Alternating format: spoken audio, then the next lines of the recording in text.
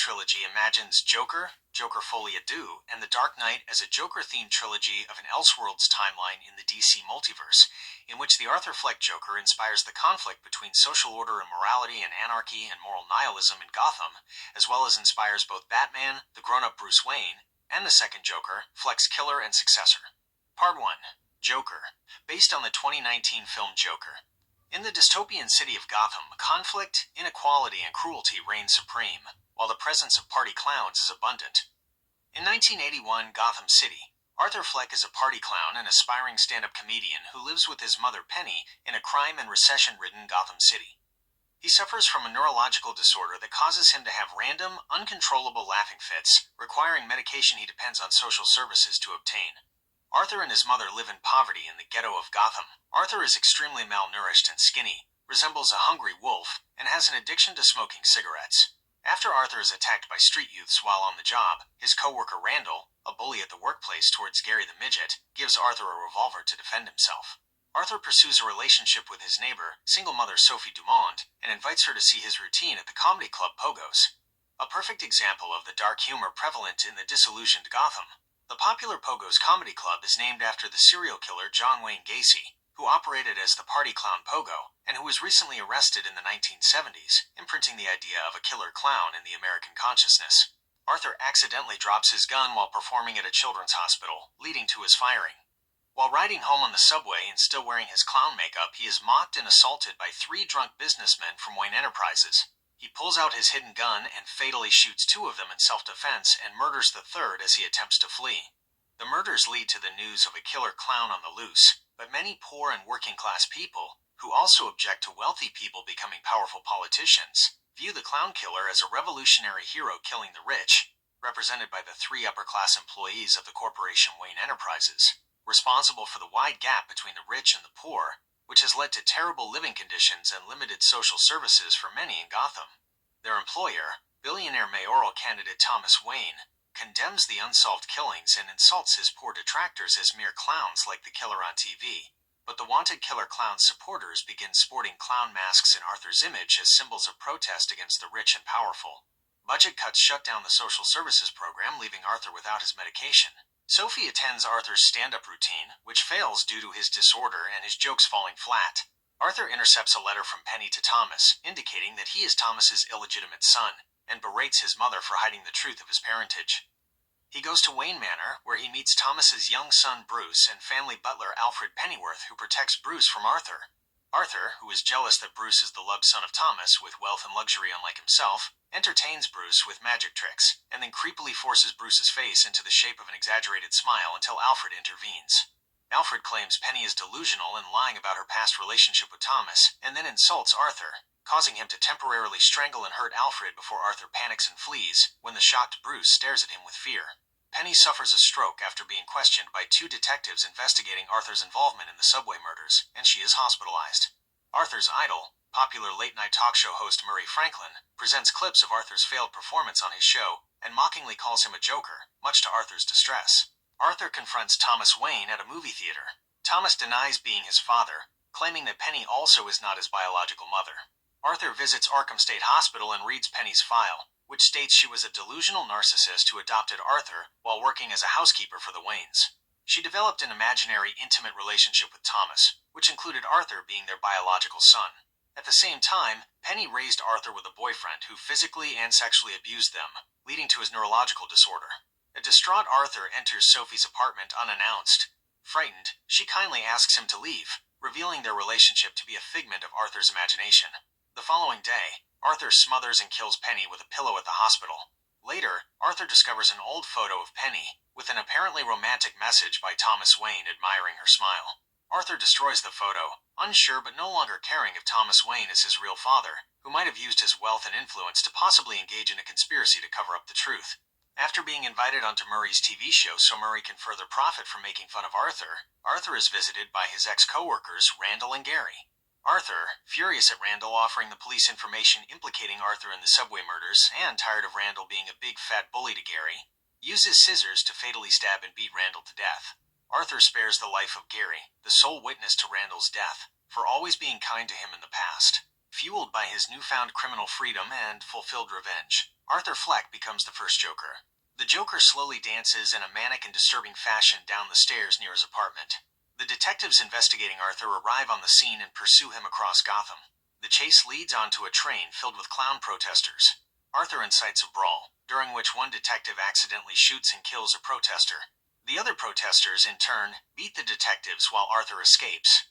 At the studio, Arthur asks Murray to introduce him as Joker, a reference to his earlier mockery. As the show broadcasts live, Arthur Fleck the Joker, wearing a flashy suit resembling clown colors and having his face covered in clown makeup, tells morbid jokes, confesses to the subway murders, rants about societal neglect of the outraged downtrodden, especially by Thomas Wayne, and berates Murray for ridiculing him. Joker tells Murray a final dark joke about society abandoning the mentally ill and alienated, and having to deal with the consequences of its neglect and abuse, ending the joke with the punchline, "You get what you fucking deserve." Joker pulls out his hidden gun and fatally shoots Murray in the head on live TV, causing panic in the studio audience. Joker is arrested and taken into a police car by cops. Riots by clown protesters, incited by Joker's speech against the rich, powerful, and cruel, and by his revolutionary murder of the upper-class comedian Murray on TV, erupt across the city. Looters in an ambulance crash into the police car carrying Joker and free him. Meanwhile, one random rioter wearing a clown mask, Joe Chill, corners the Wayne family in an alley, pulls out a gun, and shoots and murders Thomas and his wife Martha in front of the frightened little boy Bruce. Joker stands atop the police car, dances to the cheers of the crowd, cries tears of joy for finally being loved and accepted by others, and smears the blood on his face into the shape of a smile. Eventually, the police and National Guard suppress the riots and capture the Joker. Sometime later, while in custody at Arkham, Arthur laughs to himself about a joke, possibly about how his actions ultimately made Bruce Wayne an orphan like himself, during a session with his new therapist. He declines telling it to her, claiming she would not understand it.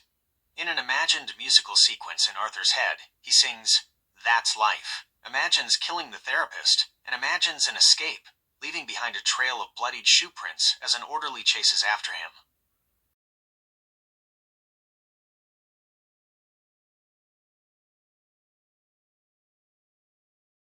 Par Deux, Joker Folie à deux, based on the film Joker Folie à deux, 2024. In movie theaters across 1980s Gotham, the animated Looney Tunes-style short entitled Me and My Shadow plays before popular movies, showing how pervasive the criminal celebrity of the Joker is in Gotham, and how mass media sensationalizes his crimes and evil clown persona.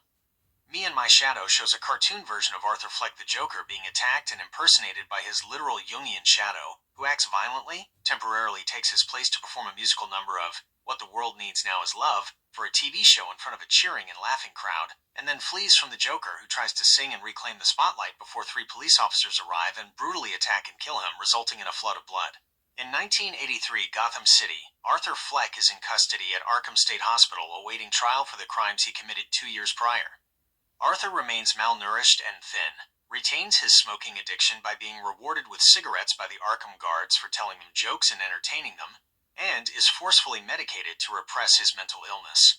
Having spent 2 years trapped in Arkham with no hope of escape since his ultimately unsuccessful riots in 1981 to completely overthrow the social system, Fleck has reverted from his rebellious and free Joker persona back to his powerless natural state as Arthur Fleck. Restricted to the maximum security portion of Arkham, Arthur spends most of his free time remaining mute, smoking, and watching Looney Tunes cartoons. Arthur's lawyer Marianne Stewart plans to use the insanity defense to avoid the death penalty for Arthur, and to have him transferred to a better mental hospital without the abusive guards and prison-like conditions of Arkham. She plans to argue that Arthur suffers from dissociative identity disorder, and that his violent alternate Joker personality created from past trauma is responsible for the crimes, not his innocent natural personality as Arthur Fleck. At a music therapy session, Arthur meets Harleen Lee Quinzel, who claims that she grew up in the same neighborhood he did, had an abusive father who died in a car crash, and was imprisoned after burning down her parents' apartment building. Lee also expresses her admiration for Joker's crimes and personality, explaining how she watched his live TV murder of Murray Franklin, and how she loves watching the sensationalized television movie made about his life. As their dysfunctional but romantic love relationship develops, they begin imagining life as a stage musical, with them dancing and singing in the spotlight through their linked insanity. However, no one else can see or understand their shared musical delusions and hallucinations. During a film screening for inmates, Lee starts a fire, causing an evacuation at Arkham. She and Arthur are caught trying to escape, and Arthur is placed in solitary confinement. Lee visits him to say she is being released to avoid his influence, but promises to attend his trial. They have passionate but awkward sex before she leaves, enabling Arthur to finally lose his virginity. During an interview with a television reporter who insults him for his Joker crimes, Arthur snaps back, claims he is no longer alone, and suddenly sings to Lee through the TV screen, deepening her love for him. As Arthur is deemed competent to stand trial, the police escort him from Arkham to the courthouse of Gotham. Outside the trial, many clown-dressed supporters of Joker shout praises for him upon his arrival, view him as the ultimate underdog rebel against the corrupt, wealthy, and powerful of Gotham, where social services are still being underfunded and neglected, and clash with the police outside the courthouse as the Joker supporters demand that Arthur be freed. The trial of Arthur Fleck versus the people of Gotham finally commences. The trial is sensationalized by the media and broadcast on live television, allowing even the Arkham inmates and guards to watch it on TV. Assistant District Attorney Harvey Dent Sr. calls several witnesses, who dismiss Arthur's claims to the insanity defense, including a doctor who believes Arthur is faking his mental illness, his former therapist who claims Arthur does not have a split personality as Joker, and his former neighbor Sophie Dumont, who explains how Arthur's obsession with her ruined her life due to harassment by his followers. During a court break, Marianne reveals that Lee was actually a psychiatry student who grew up on the wealthy Upper West Side of Gotham, and her father, a doctor, is alive. Furthermore, she voluntarily committed herself at Arkham, checked herself out, and never burned down an apartment building. When Arthur is returned to Arkham, he confronts Lee, but she claims his lawyer is hurting his case and encourages him to become Joker again to gain public support, win his case, and become free with her. Lee confesses that her lies were an effort to get close to Arthur. She also tells him that she is pregnant from their night of sex together and has moved into his old apartment building to create a home for them. Lee sings a love song to Arthur, who is so overjoyed that they are going to have a baby that he forgives her lies and sings back with love for her. At the trial the next day, Arthur Fleck, tired of being embarrassed by his own lawyer and the witnesses on the stand, finally fires his lawyer Marianne and represents himself. When he returns to Arkham from court, his bold decision to represent himself despite his mental illness inspires his fellow Arkham inmates to temporarily riot against the guards, who brutally suppress the riot while Arthur laughs with glee. Dressing as the Joker, Arthur acts as his own lawyer in court. After bringing Arthur's former co-worker Gary Puddles to the stand, Harvey rests his case. Visibly affected by his former friend Gary's emotional testimony against him, and for Gary's condemnation of Arthur for betraying their friendship and making Gary feel so small and powerless, Arthur offers no real defense, feels incredibly guilty and hypocritical, and instead uses his Joker appearance to intimidate Gary and deliver a speech to the court, live audience at the courthouse, and those watching on TV. During his speech to the court as Joker, Arthur states that he, as the Joker, is free from everyone trying to keep him down, and he is no longer a nobody like Arthur Fleck once was. As he concludes his rant in court, Joker mocks the Arkham guards and indicates that they abuse him but underestimate his power as Joker. Returning to Arkham, Arthur is taken to the showers by head guard Jackie Sullivan and two guards in retaliation, where he is beaten, raped, has his clown makeup removed and suit torn, and brought to his cell partially naked. An inmate and friend of Arthur's named Ricky verbally confronts the guards, resulting in Jackie strangling him to death. The event visibly devastates Arthur. During his closing argument in court the following day, the traumatized Arthur contemplates how being the Joker did not protect and avenge the powerless, like himself, Gary, and Ricky, but only increased their suffering and misery. Arthur finally rejects his actions as Joker and breaks down in tears. Arthur renounces his Joker persona as a mere fantasy, and he claims there never was a true Joker and that only Arthur Fleck really exists. Arthur takes full responsibility for his murders in front of the jury. Arthur claims he wants to just blow everything up and start a new life, words that unintentionally incite some of his followers to literally blow up the courthouse soon after. Arthur tells a final joke about how nobody cares about Arthur Fleck. While some of his clown supporters abandon Arthur after he renounces his Joker persona, other clown supporters fanatically continue to follow him, hoping they can free him and reclaim him as their Joker cult leader to overthrow the corrupt system of wealth and power in Gotham like Joker and his followers almost did in 1981, 2 years prior to the trial. Enraged at his renunciation of the Joker persona, Lee walks out of the courthouse, and the jury finds Arthur guilty of murder. Driven by her fervent devotion to the Joker persona, Lee Quinzel had secretly led a conspiracy to free Arthur by a bomb if he had been found guilty.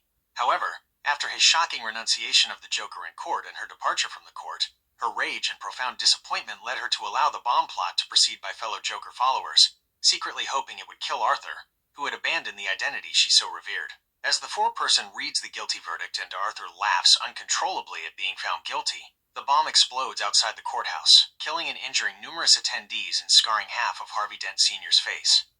In the chaos, two of his followers, one wearing a clown mask and the other cosplaying as Joker's appearance from the Murray Franklin show, help Arthur escape, but he abandons them when he realizes that they only see him as Joker, and that they want to burn the entire city to the ground to repeat and surpass the riots of 1981. While the two followers are caught by police, Arthur flees and escapes. Arthur wanders through Gotham City and encounters Lee on the stairs outside his old apartment. Arthur pleads for Lee to run away with him so they can start a new life and raise their eventual baby. However, Lee rejects him for renouncing his Joker persona, and feels regret for her role in blowing up the courthouse, especially for a man whom she no longer loves. Lee reveals to Arthur that her pregnancy claim was just entertainment, a fabricated lie, like their entire superficial relationship. Renouncing her own persona as Harley Quinn, Lee says goodbye to Arthur and leaves. The Gotham police, unaware of her involvement in the court bombing, arrive on the scene, only arrest Arthur, and bring him back to Arkham. Although Lee is never caught or punished for her role in the bombing, she has to live with the guilt and regret for the rest of her life, preventing her from ever again coming under the seduction of the Joker persona. The next day at Arkham, a guard, in collusion with his eventual assassin, directs Arthur down an empty hallway to meet a visitor. A young inmate who has been stalking Arthur from afar with a creepy silent smile, who has bitten and attacked one of the guards himself in the past, and whose real name is unknown, making him an anonymous John Doe in the Arkham system, approaches Arthur. The inmate tells a joke to Arthur about a psychopath killing a clown who disappoints him, and ends its punchline, "You get what you fucking deserve," by repeatedly stabbing Arthur in the abdomen with a shank. As Arthur falls to the floor and bleeds to death, the inmate, laughing hysterically, carves a Glasgow smile on his own face. Usurping the tragic, comedic, and now dead first Joker Arthur Fleck, the insane inmate John Doe has become the second Joker.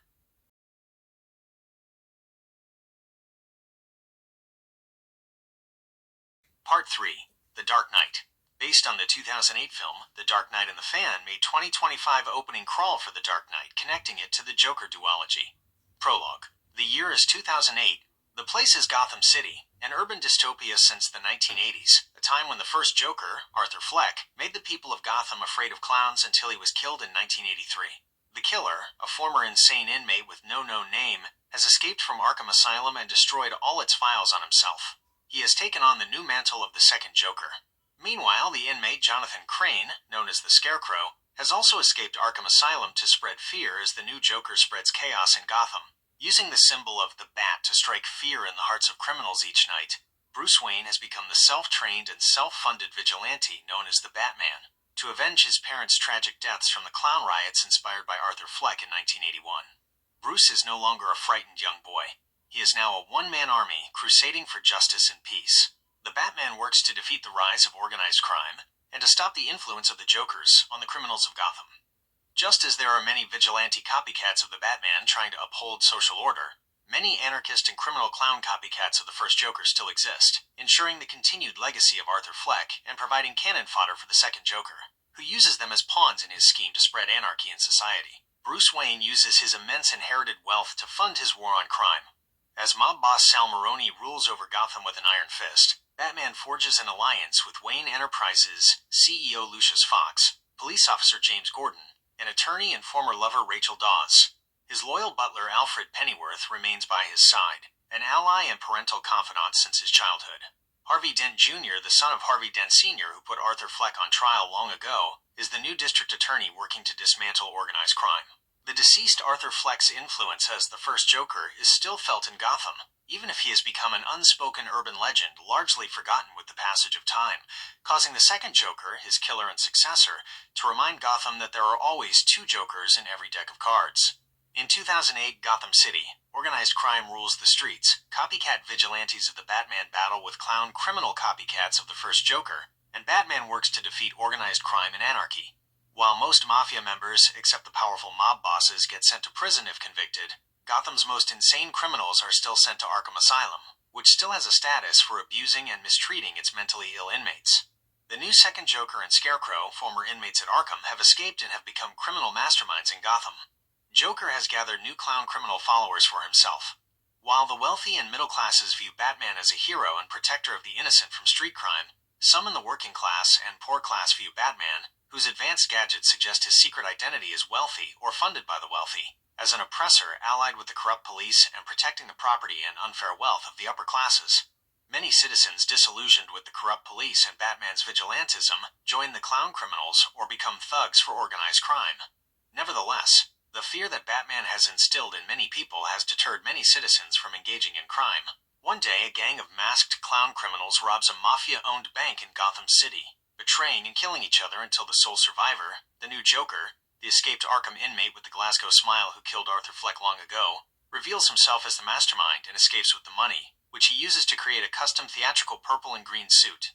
Proud of his grotesque Glasgow smile, Joker covers his scarred face with clown makeup and embraces the clown trickster Joker persona created and then rejected by Arthur Fleck long ago. The vigilante Batman wears an armored suit resembling a black bat, possesses top human physical and mental fitness, has PTSD from his parents' deaths, and uses advanced non-lethal weapons and his self-trained martial arts abilities in his street fights with criminals every night. Batman is really the grown-up adult Bruce Wayne, who has transcended the fears and trauma of his past, shaped by the tragic death of his parents, to become the effective street fighter and crime fighter vigilante restoring law and order in Gotham, alongside the partially corrupt police. Bruce's elderly butler, Alfred Pennyworth, still serves and lives with Bruce, aiding in his vigilantism, attending to his everyday needs, and keeping his secret as Batman safe. The new district attorney is Harvey Dent Jr., who is the son of Harvey Dent Sr. The senior Dent faced Arthur Fleck in trial long ago, retired into obscurity following his disfigurement and trauma from the explosion that ended the trial, and became an abusive alcoholic toward his wife and son, the child Harvey Dent Jr., due to his PTSD. The now adult Harvey Dent Jr. always carries and flips the lucky coin that his father has given him to help him make important decisions. The coin actually only has 2 heads and no tails, so ultimately Harvey is making all his decisions based on his own free will. James Gordon is a good police officer with a strong moral compass, but he is forced to accept crooked cops in his squad due to the pervasiveness of Gotham's corruption. Batman, Dent, and Police Lieutenant Jim Gordon become allies to eliminate Gotham's organized crime. One night, while fighting the members of the mob and copycat vigilante Batman, and using both his Batmobile vehicle and his fighting prowess to defeat them, Batman captures and subdues the escaped Scarecrow, who uses his fear toxin drug on one of the scared copycat vigilantes, and who sells his fear drugs to mob bosses on the streets. Batman's true identity, the billionaire Bruce Wayne, who is the son of the deceased Thomas Wayne, publicly supports Dent as Gotham's legitimate protector from crime, believing Dent's success will allow him to retire as Batman and romantically pursue his childhood friend and former adult lover, attorney Rachel Dawes, despite her currently being in a romantic relationship with Dent. Rachel could not remain in a romantic relationship with Bruce because he could not give up being the Batman due to the high levels of crime and corruption in Gotham. Gotham's mafia bosses, including the most prominent mob boss Salvatore Maroni, gathered to discuss protecting their organizations from the Joker, the police, and the Batman. The Joker interrupts the meeting, uses a suicide bomb vest strapped to himself as protection and intimidation, and offers to kill Batman for half of the fortune that the mob's foreign accountant Lau concealed before fleeing to Hong Kong to avoid extradition. Later, Joker assassinates the mob boss Gamble after Joker fakes his own death, and then ambushes Gamble and his thugs with a surprise knife attack and his own armed crew of followers at Gamble's residence. Before killing Gamble, the Joker tells him a false story about how he supposedly got his facial scars from an abusive alcoholic father to instill fear in him. With the help of Wayne Enterprises' CEO and friend Lucius Fox, who provides Batman with the company's secret advanced technological devices and non-lethal weapons that aid his war on crime, Batman finds Lau in China, fights off his bodyguards and abducts him, and returns him to the custody of Gotham police in America. Lau's testimony enables Dent to apprehend the crime families and many of their thugs, and to charge them with criminal offenses using the RICO Act, Racketeer-Influenced and Corrupt Organizations Act. The crime bosses finally relent and accept the Joker's offer to be their hired assassin of their enemies. Although the mob thinks they can control Joker, Joker's own fanatical criminal and anarchist clown followers, and his true nihilistic intention to cause all social and moral order to collapse, make him an independent and powerful extremist and domestic terrorist beyond their control. Joker spreads panic when he sends the news media a video of him intimidating and killing a captured copycat vigilante dressed like Batman. The bodies of many dead victims of Joker are found with Joker playing cards, clown makeup, and carved Glasgow smiles on their faces.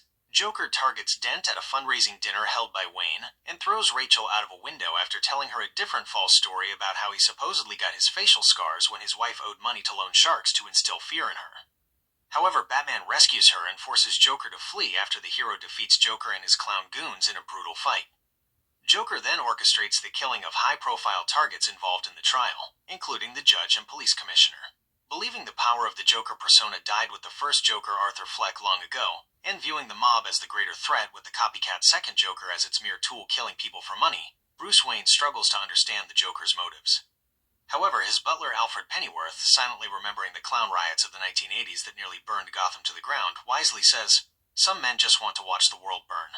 Batman uses his detective skills and forensic technology to retrieve fingerprints on a bullet left by Joker at a crime scene, and to find a name associated with them to search for Joker's real identity and location. However, Batman is lured into a trap set by Joker that almost kills him, and narrowly escapes due to the Joker's intentional red herring planted fingerprints. Gordon apparently sacrifices himself to save the mayor of Gotham from Joker's attempted assassination of him, when Joker and his goons impersonate police honor guards and shoot at the mayor. After his escape, the Joker threatens that his killings will continue until Batman reveals his identity to the public and ends his vigilante war on crime. After the Joker kills several victims to force Batman into revealing his real identity to the public, including almost killing Gordon, who actually fakes his own death to protect his family from mob retaliation, Bruce plans to give up the Batman persona and reveal his true identity as Bruce Wayne to the public to end the killings. Batman confronts Harvey when Dent uses a gun and his coin to threaten a captured follower of Joker and an insane Arkham escapee, Thomas Schiff, who has made a threat to Rachel's life. Batman condemns Dent's behavior toward the insane inmate, tells him his actions would threaten everything they have fought for if revealed to the public, and orders Dent to hold a press conference so Batman can turn himself in to the police. However, during the conference, Dent instead claims he himself is the Batman to lure out the Joker. The Joker and his clown goons attack the police convoy transporting Dent to assassinate him. The real Batman and returned Gordon apprehend the Joker after a brutal car chase on the streets, during which Batman refuses to kill Joker despite extreme provocation to avoid violating his moral code of never killing criminals so he does not become the sole judge, jury, and executioner of them. Following the arrest of the Joker, Gordon is promoted to police commissioner by the mayor, causing Joker to sarcastically clap for him in his jail cell. At the police station, Batman interrogates the Joker, who says he finds Batman entertaining and has no intention of killing him. When Batman questions Joker's motives, Joker claims people's moral codes are bad jokes dropped at the first signs of trouble, indicating that Joker views his nihilistic mission in life is to reveal that social order and morality are temporary illusions hiding people's true dark and easily corruptible natures. Having deduced Batman's feelings for Rachel, the Joker reveals she and Dent are being held separately in buildings rigged to explode. Batman brutally beats and tortures Joker to obtain information about their whereabouts, causing the Joker to wildly laugh and then willingly force Batman to choose whom to save by giving him the information. Batman races to rescue Rachel while Gordon and the other officers go after Dent, but they discover the Joker gave their locations in reverse. The explosives detonate, killing Rachel and severely burning Dent's face on one side. The Joker escapes custody after detonating a bomb he implanted in one of his crazy followers and fellow prisoners to explode the police station. Joker abducts Lau from his cell, extracts the mob fortune's location from Lau, and burns the money, killing Lau and the Chechen mob boss in the process. With his growing clown criminal supporters and the remnants of the declining mob, the Joker claims they will become the better class of criminal that Gotham deserves. A criminal class that does not care about money and power as ends in themselves, and only wants to cause chaos and destruction of the whole social system. Coleman Reese, a consultant for Wayne Enterprises and a man whose Riddler-like name Mr. Reese, a pun of mysteries, suggests a penchant for solving riddles, deduces and tries to expose Batman's identity to the news media, but the Joker threatens to blow up a hospital unless Reese is killed, since Joker has realized the end of Batman would mean less fun conflicts for them. A mob of citizens forms to kill Reese. While the police evacuate hospitals and Gordon struggles to keep Reese alive, Bruce Wayne intervenes and saves Reese's life, causing the traumatized and grateful Reese to keep Bruce's secret of being Batman private and safe. The Joker meets with a disillusioned Dent, who now has a half-burned face. Joker reveals that he is a mere agent of chaos, who shows authorities how pathetic their attempts to control society and the world really are. Joker points out the moral hypocrisy of the social order, which views some people, like soldiers and gangbangers, and even Dent and Rachel themselves, as expendable as part of its plans, and others as indispensable, like the mayor. By introducing anarchy and upsetting the established social order, Joker introduces the fairness of chaos and punishes the powerful schemers. Unlike the so-called schemers, Joker claims he is a man without a plan, like a mad dog chasing cars who would not know what to do with them even if he caught them, causing Dent to agree Joker is a mad dog unleashed by the mob, making Sal Maroni ultimately responsible for his disfigurement and Rachel's death. Joker persuades Dent to become the villainous vigilante of vengeance Two-Face to take the law into his own hands and avenge Rachel. Dent as Two-Face defers his decision-making to his now half-scarred, two-headed coin, which gives everyone a fair 50-50 chance to live or die. Using a gun and his coin, Two-Face secretly kills the corrupt officers and the mafia involved in Rachel's death. As panic grips the city, the Joker reveals 2 evacuation ferries, one carrying civilians and the other prisoners, are rigged to explode at midnight unless one group sacrifices the other. To the Joker's disbelief, the passengers refuse to kill one another. The civilian boat votes to blow up the prisoner ferry, but no one is deranged enough to actually do it. However, a lone prisoner who has been reformed by long imprisonment tosses the detonator on the prisoner boat into the waters, saving the civilian boat. In a Gotham skyscraper under construction that overlooks the river where the 2 boats are, Batman battles both SWAT teams and the Joker's goons to rescue hostages from the hospital, whom the Joker has disguised as clowns to confuse SWAT and police. In a brutal final fight, Batman barely subdues the Joker, who uses mad dogs to attack Batman, and stops him from blowing up the ferries and from telling a third false story about how he got his facial scars. However, the Batman refuses to kill the Joker, and even saves Joker's life. Joker tells Batman that the villain and the hero are destined to engage in this cyclical conflict forever, but Batman tells Joker that the villain will instead be in an asylum forever. Batman says that the people of Gotham proved that not everyone is as ugly and morally corruptible as the Joker himself, who is alone in his moral nihilism and his madness. Before the police arrest the Joker for the last time, Joker says although Batman proved himself to be incorruptible, his plan to corrupt Dent as Two-Face has succeeded, showing how one bad day can drive almost any man to lunacy and crime. Armed with his gun and coin, Dent takes Gordon's family, including Gordon's wife Barbara Sr., son, and daughter Barbara Jr., hostage, blaming his negligence for Rachel's death and his disfigurement. He flips his coin to decide their fates, but Batman tackles him off the high building to save Gordon's son, causing Dent to fall to his death. Believing the dead Dent is the hero the city needs, and the truth of his corruption will harm the people of Gotham who need hope and will end the legal case against the mob, Batman takes the blame for his death and murders and persuades Gordon to conceal the truth. Although he refused to break his one rule against intentionally killing criminals to not become like criminals, and to avoid becoming judge, jury, and executioner as a vigilante, sparing even the Joker, Batman was forced to accidentally kill Two-Face to save Gordon's son. Just as he never revealed the possibility to Bruce that the first Joker, Arthur Fleck, might have been his illegitimate half-brother, Alfred burns an undelivered letter from Rachel to Wayne that says she chose Dent over him. Fox destroys the invasive surveillance network that helped Batman find the Joker. The city mourns Dent as a true public hero, the moral White Knight of Gotham killed by the Dark Knight of the Batman. The police destroy the Bat Signal and launch a manhunt for the Batman, who flees into the Dark Knight. As Batman escapes, Gordon concludes, "He's not a hero. He's a silent guardian, a watchful protector, a Dark Knight." The end.